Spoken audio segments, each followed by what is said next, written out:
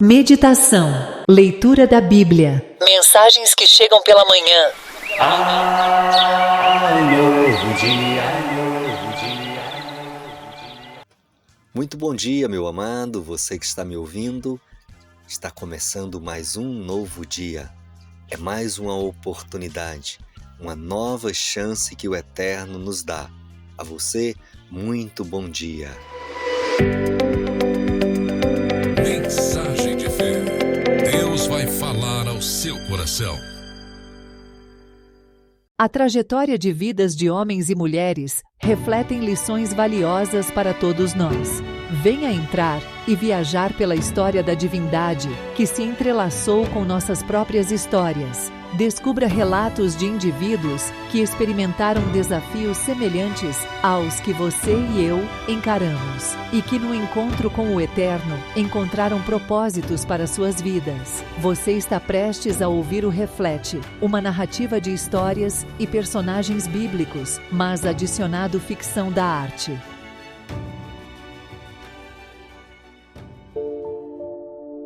Nascemos em Betsaida, uma cidade pitoresca à beira do mar da Galileia, que em aramaico, nossa língua, significa casa de pescadores.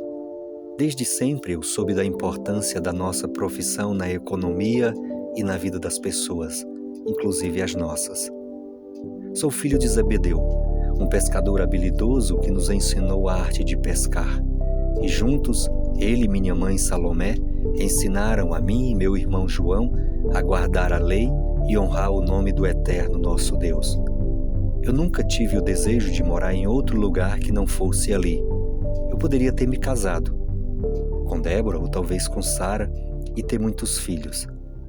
Mas num dia estávamos consertando nossas redes de pesca quando chegaram Pedro, André, seu irmão, e Jesus. E dali para frente, minha vida foi totalmente mudada. Todos os meus desejos e sonhos tiveram um novo destino, um novo sentido. O título que me davam por estar entre os melhores pescadores ou ter sempre uma visão aguda para encontrar os melhores pontos de pesca, agora não eram mais do meu interesse. Pois a partir desse momento, Jesus me faria um pescador de homens.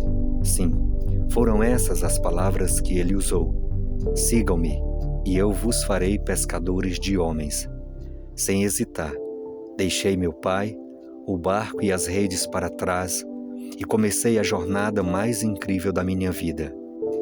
Caminhando com Jesus, pude ver e ouvir o que estava escrito por Moisés, os Salmos e os profetas. Nós percorremos toda a região da Galileia, e Jesus ensinando nas sinagogas e compartilhando as boas novas do reino dos céus. Além disso, ele dedicava seu tempo a curar todos os tipos de doenças e enfermidades que afligiam as pessoas. Sua reputação rapidamente se espalhou, não apenas pela Galileia, mas também por toda a região da Síria. E à medida que a sua fama crescia, as pessoas de todas as partes começaram a trazer a ele aqueles que estavam sofrendo. Vinham pessoas afligidas por diversas enfermidades e atormentadas por espíritos malignos, aqueles que sofriam de distúrbios mentais, os paralíticos e muitos outros. Jesus trouxe alívio e cura a todos eles, e uma grande multidão de seguidores começou a acompanhá-lo, não apenas da Galileia, mas também de regiões distantes como de Decápolis, Jerusalém, Judéia e até mesmo de terras além do Jordão. O impacto de suas ações e ensinamentos, nós não tínhamos noção de onde podiam chegar. Somente eu, Pedro e João, podemos testemunhar fatos que os outros não viram. Como no dia em que um dos principais líderes de uma sinagoga, por nome de Jairo, chegou ajoelhado, prostrando-se aos pés do mestre. Ele tinha os olhos cheios de preocupação e angústia. Jairo implorou: Senhor, minha filha, uma menina de 12 anos, está à beira da morte. Por favor, venha e a toque para que ela seja curada e viva. Eu era impactado como o mestre tratava as pessoas, sempre amável, cheio de compaixão, aberto aos que lhe procuravam. E com Jairo não foi diferente. Imediatamente Jesus se dirigiu para a casa dele. E uma multidão nos seguia. As pessoas queriam chegar perto e tocá-lo. Num determinado momento ele parou e disse: "Quem me tocou?" Mas como assim quem o tocou? Pensei eu. Essa multidão está a nos empurrar para se aproximar dele. Mas uma mulher veio tremendo e temendo e disse que ao tocar em suas vestes, uma hemorragia que a matava por 12 anos havia cessado. O mestre disse a ela: "Filha, a tua fé te salvou. Vai em paz e ser curada deste mal." Ele ainda estava falando quando uma triste notícia chegou a Jairo. Sua filha havia morrido. Porém o mestre, confortando, disse: "Não tenha medo, apenas creia." E continuamos a andar em direção à casa de Jairo. Ao entrarmos na casa, o pranto e as lamentações dos parentes e amigos era de partir o coração. O mestre disse: "A menina não está morta, mas está dormindo." As pessoas zombaram e riram dele. O mestre pediu que todos saíssem, exceto os pais da menina e nós. Eu, Pedro e João, estávamos lá para testemunharmos o improvável, o impossível, algo que eu nunca tinha visto. Somente no caminho e na caminhada com Jesus pude ver tais maravilhas. Jesus se aproximou da menina, que estava deitada em seu leito, pálida, gelada, imóvel. Ele segurou a mão dela e disse: "Talita cumi." Na nossa língua, o aramaico significa: "Menina, levante-se."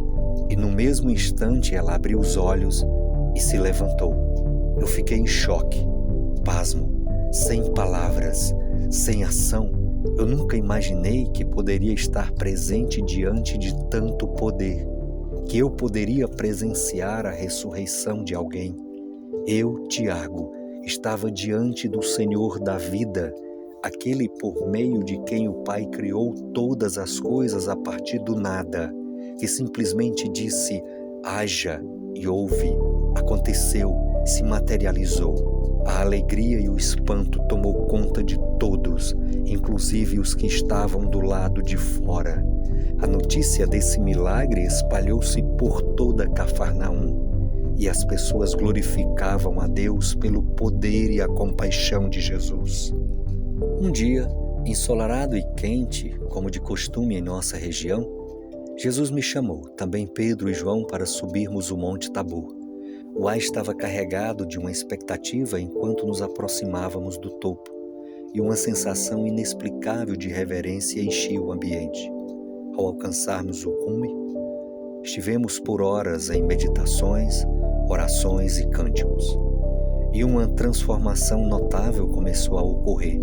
A luz do sol pareceu se intensificar e uma aura branca envolveu Jesus. Suas vestes antes simples agora brilhavam como roupas de uma brancura deslumbrante, tais como nenhum lavadeiro sobre a terra os poderia branquear, mais pura do que a branca neve. Ficamos atônitos e maravilhados, testemunhando algo incomum. De repente, Moisés e Elias apareceram ao lado de Jesus, como se tivessem sido trazidos da antiguidade. Moisés com sua sabedoria e autoridade e Elias com seu dom profético conversavam com Jesus sobre a missão divina que estava à sua frente. Pedro, em sua surpresa e deslumbramento, exclamou: "Rabi, é maravilhoso estarmos aqui. Vamos construir 3 tendas, uma para ti, uma para Moisés e outra para Elias." Ele mal sabia o que estava dizendo, pois estávamos aterrorizados pela majestade do Eterno. Mas quando Pedro ainda falava, uma nuvem luminosa desceu sobre nós, e uma voz poderosa ressoou dos céus: "Este é meu filho amado, a ele dai ouvidos." Eu, Pedro e João caímos com o rosto no pó da terra, temendo a grandiosidade da experiência. Quando finalmente ousamos olhar novamente, vimos apenas Jesus, agora com suas vestes comuns, e Moisés e Elias haviam desaparecido. Jesus aproximou-se de nós, nos tocou dizendo: levantem-se e não tenham medo. Enquanto descíamos o monte, Jesus nos ordenou que não contássemos a ninguém, até que o Filho do Homem fosse ressuscitado dentre os mortos. Como o Mestre havia ordenado, a ninguém contamos, porém eu, Pedro e João queríamos saber o que significava a expressão ressuscitado dos mortos. Tive coragem e perguntei: Mestre, por que os mestres da lei afirmam que é preciso que Elias venha primeiro? O mestre, nos fitando com seu olhar amoroso, respondeu: realmente, Elias vindo primeiro, restaura todas as coisas. Agora, também da mesma forma, é necessário que o Filho do Homem sofra penosamente e seja rejeitado com desprezo. Pois eu lhes digo, Elias também já veio, e fizeram contra ele tudo o que desejaram, como está escrito a respeito dele. Naquele momento, entendemos tudo. Ele estava falando sobre João Batista. Esse era o nosso pensamento errado sobre suas palavras. Palavras essas que só fomos compreender mais tarde. Com o mestre montado em um jumentinho, chegamos a Jerusalém. Como sempre, estávamos cercados por muita gente. A cidade estava em alvoroço. As pessoas se aglomeravam ao longo das ruas, espalhando ramos de palmeiras e suas próprias vestes pelo caminho. O entusiasmo era palpável e muitos clamavam: Hosana ao filho de Davi, enquanto ele passava. Aquele dia foi marcado por uma atmosfera de esperança e expectativa, pois víamos nele o nosso libertador, a promessa de um novo começo, pois agora tínhamos um rei que finalmente enfrentaria o império que nos escravizava. Sua entrada humilde, montado em um jumentinho, contrastava com a grandiosidade dos líderes da época, mas isso só aumentava a fé e o amor que tínhamos por ele. Era um momento de grande alegria, mas também sabíamos que desafios estavam à frente. Quando aquela noite memorável chegou, estávamos reunidos numa sala ampla conhecida como cenáculo. Era o primeiro dia da festa dos pães sem fermento, e o mestre havia escolhido esse local para celebrarmos a Páscoa. Ele nos surpreendeu ao pegar uma bacia com água e uma toalha. Ele se ajoelhou diante de cada um de nós, lavando os nossos pés. Enquanto a água tocava os meus pés, senti um misto de humildade e surpresa. Era um gesto de despojamento e serviço que explicava o coração do mestre. Ele explicou que esse ato simbolizava a importância de servir uns aos outros com amor e humildade, deixando-nos um poderoso exemplo a ser seguido. Foi um momento que nunca esquecerei, pois demonstrou a essência do seu ensinamento. Saímos dali e fomos para o Jardim das Oliveiras, ou como alguns conhecem, por Jardim do Getsêmani. Eu estranhei, pois Judas havia saído no meio da ceia e não estava indo conosco. Quando chegamos lá, o mestre pediu que eu, Pedro e João fôssemos com ele mais adiante, e os outros ficariam ali. E o mestre disse que precisávamos orar. Ele ajoelhou-se com o rosto no pó da terra. Devido à agitação daquele dia, nós de tão cansados dormimos, enquanto o mestre orava, aflito e angustiado, a ponto de seu suor se tornar em gotas de sangue. Fomos acordados pelo Senhor e ele disse-nos: não podeis vigiar comigo durante uma só hora?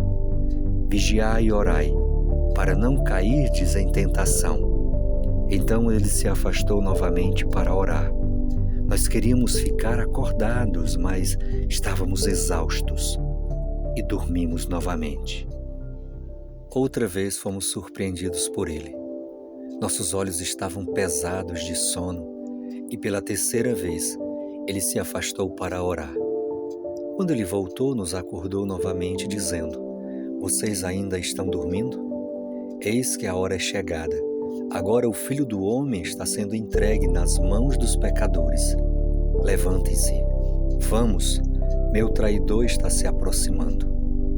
O mestre ainda estava falando quando veio Judas chegando com uma multidão armada de espadas e porretes. Judas chegou bem perto de Jesus, lhe beijou dizendo: Rabi, eu te saúdo. Então Jesus lhe perguntou: Amigo, para que viestes? Nesse instante, os homens que estavam com Judas avançaram sobre o mestre. Pedro arrancou a espada. Nesse momento eu fui derrubado, pisoteado. Consegui me levantar e correr pela noite mais escura que já vi. O mestre fora capturado e preso.